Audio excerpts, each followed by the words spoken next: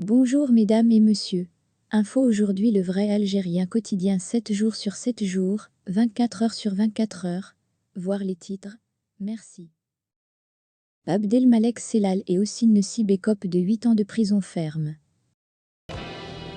Les uns comme les autres, nous sommes tous blessés. Et il n'y a pas l'un d'entre nous qui, pendant cette décennie... Poursuivi pour corruption dans l'affaire du groupe Aménide, le procureur de la République près le pôle pénal financier et économique du tribunal de Sidi Mamed, Alger, a requis une peine de 8 ans de prison ferme à l'encontre de l'ancien Premier ministre Abdelmalek Sellal et de l'ancien ministre des Ressources en eau, Houssine Nessib.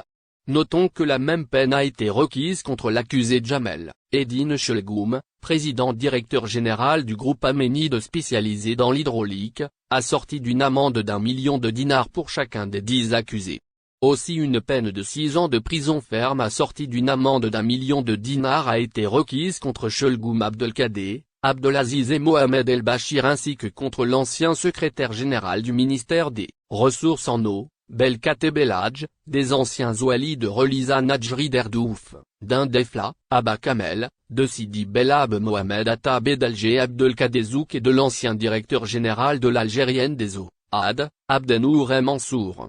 Soulignons également qu'une peine de 4 ans de prison ferme a été requise contre Amirouche Ismaï, ancien DG de l'AD, et Ali Chelgoum ainsi que contre d'anciens cadres du ministère de l'Industrie.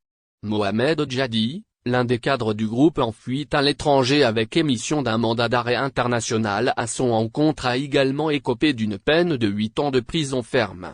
Enfin, concernant les personnes morales, le procureur de la République a requis à leur encontre une amende de 32 millions de dinars avec confiscation de tous les biens saisis et annulation des décisions et des actes de concession dont les accusés ont reçu, en infraction à la réglementation et à la législation en vigueur.